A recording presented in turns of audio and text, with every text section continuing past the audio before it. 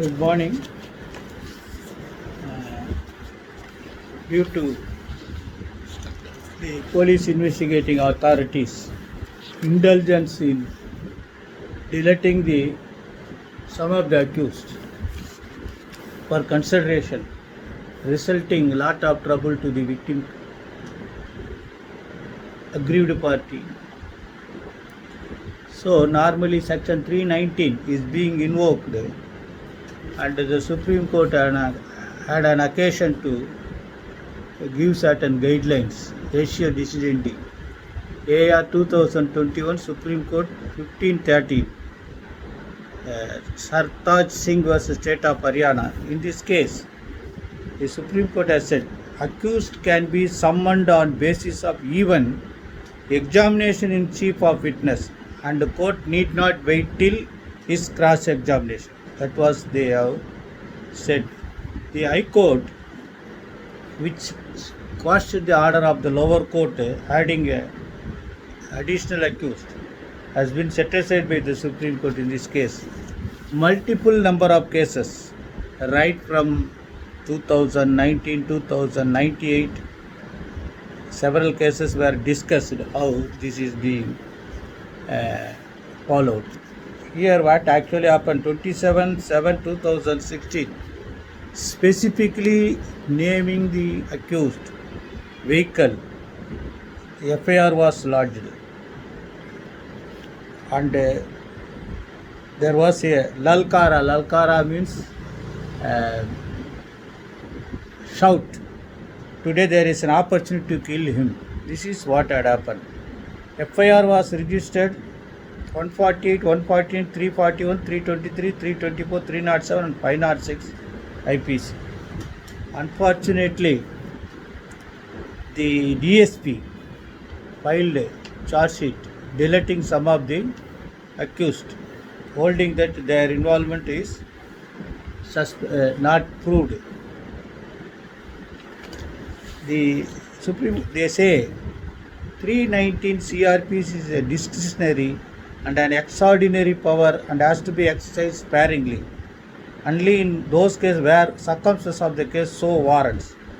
Then they say allegations in the FIR were investigated, inquired by the DSP, and as per his report, no evidence was found against the private respondent. It is submitted, therefore the High Court justified in quashing setting as the order passed by the Land and Trial Court. This was the other side argument. Then there were 5 guidelines, 5 points for consideration. Number 1, what is the stage at which power under Section 319 can be exercised? Whether the word evidence used in Section 319(1) CRPC could only mean evidence tested by cross-examination, or the court can exercise power under the said provision even on the basis of statement made in the examination sheet. That was the second point.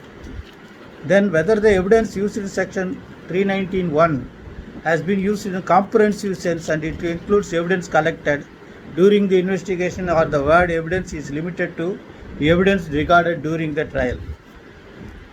Then what is the nature of satisfaction required to invoke the power under Section 319 CRPC to arraign an accused? Whether the power under Section 319(1) CRPC can be exercised only if the court is satisfied that the accused summoned will in all likelihood be convicted. Then does the power under Section 319 CRPC extend to person not named in the FIR or named in the FIR but not charged who have been discharged? These all are the questions. They say they have, after referring the Hardeep Singh case, they have referred one doctrine, maxim, judex damnator cum nocens absolvator, judge is condemned when guilty is acquitted.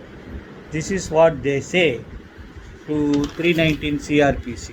That doctrine was, that maxim was used. Then they say 319 CRPC is an enabling provision empowering the court to take appropriate steps for proceeding against any person not being an accused for also having committed the offence under trial. This is this part which is under reference before this court. They say Dharampal case. State of Haryana, AR 2013 SC 3018 followed.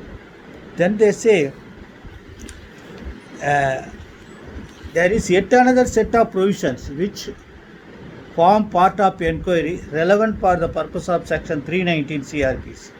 Section 200, 201, 202 also applies, they say. Then section 3 of the Evidence Act. Then they say they are answering what was the evidence. All statements which the court permits or requires to make before it by witness in relate to matter of fact under inquiry. Such statements are called oral evidence. All documents, including electronic records, produced for the inspection of the court. Then they have discussed a lot of very long judgment. Then finally, we are of opinion that Land Trial Court was justified in summoning the private respondent hearing to face the trial as accused on the basis of deposition of appellant, injured eyewitnesses. Then finally,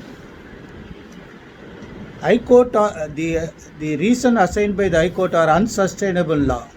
High Court was not required to appreciate the deposition of injured eyewitness, and what was the required to be considered at this stage was whether there is any prima facie case and not whether on the basis of such material proposed is likely to be convicted, and this was the ratio already held in so many cases. So this is most important judgment. Kindly keep it on file to facilitate the court to add further accused. So you have to definitely, without the assistance of assisting prosecution under section 301 CRPC.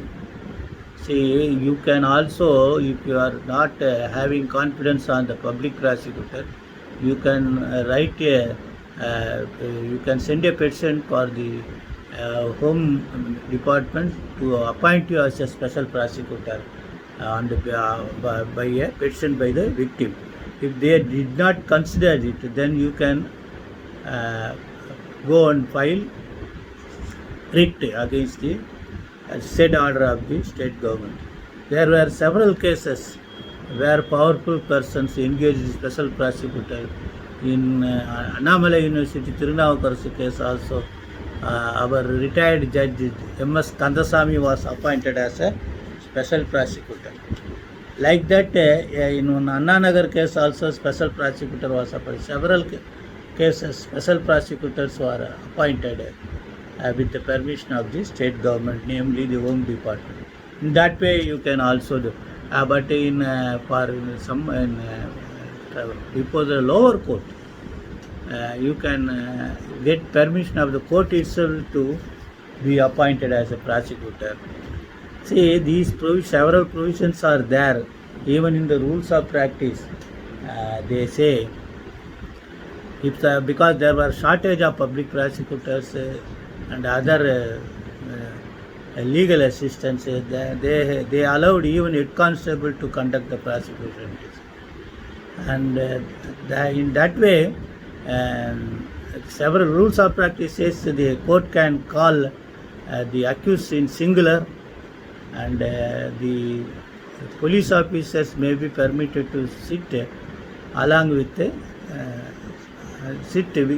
inside the court premises.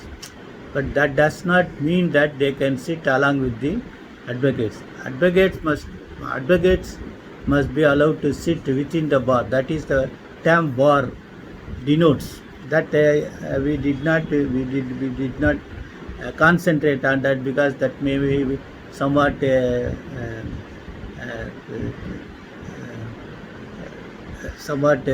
not suitable humanity behavior. Therefore, we, after considering that they are also human beings, we allowed sub-inspectors, inspector to sit along with that. But before the High Court, that practice was not allowed. Even some of the judges not allowed the police officials to stand behind the public prosecutor unless and until warranted or called by the court to assist the prosecutors. This is what happening. After all, we are following Westminster Administration of Justice. I hope all will be very safe. Best wishes.